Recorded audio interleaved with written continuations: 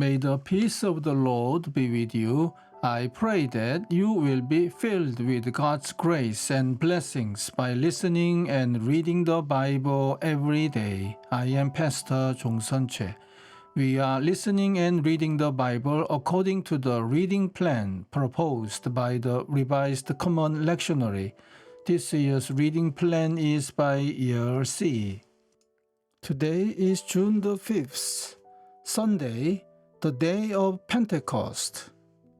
Today's readings are Psalm 104, Acts of the Apostles chapter 2 verses 1 to 21, Romans chapter 8 verses 14 to 17, and from the Gospel of John chapter 14 verses 8 to 17. This is today's psalm. How many are your works, O Lord? In wisdom you made them all. The earth is full of your creatures.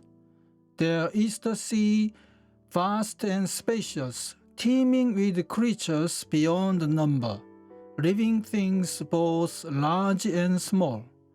There the ships go to and fro, and the Leviathan which you formed to frolic there. These all look to you to give them their food at the proper time. When you give it to them, they gather it up. When you open your hand, they are satisfied with good things. When you hide your face, they are terrified. When you take away their breath, they die and return to the dust.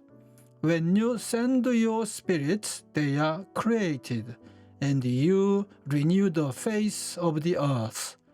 May the glory of the Lord endure forever. May the Lord rejoice in his works. He who looks at the earth and it trembles, who touches the mountains and they smoke. I will sing to the Lord all my life. I will sing praise to my God as long as I live. May my meditation be pleasing to him as I rejoice in the Lord. Praise the Lord, O my soul. Praise the Lord. Amen. This is today's first reading. When the day of Pentecost came, they were all together in one place. Suddenly, a sound like the blowing of a violent wind came from heaven and filled the whole house where they were sitting. They saw what seemed to be tongues of fire that separated and came to rest on each of them. All of them were filled with the Holy Spirit and began to speak in other tongues as the Spirit enabled them. Now there were staying in Jerusalem God-fearing Jews from every nation under heaven. When they heard this sound, a crowd came together in bewilderment, because each one heard them speaking in his own language. Utterly amazed, they asked, "Are not all these men who are speaking Galileans? Then how is it that each of us hears them in his own native language?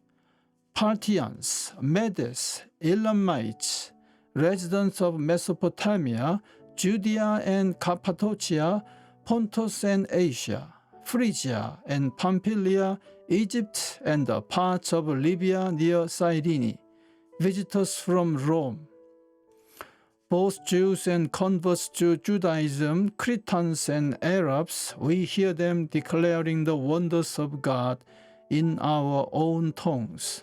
Amazed and perplexed, they asked one another, "What does this mean?" Some, however, made fun of them and said, "They have had too much wine." Then Peter stood up with the 11, raised his voice and addressed the crowd. "Fellow Jews and all of you who live in Jerusalem, let me explain this to you. Listen carefully to what I say.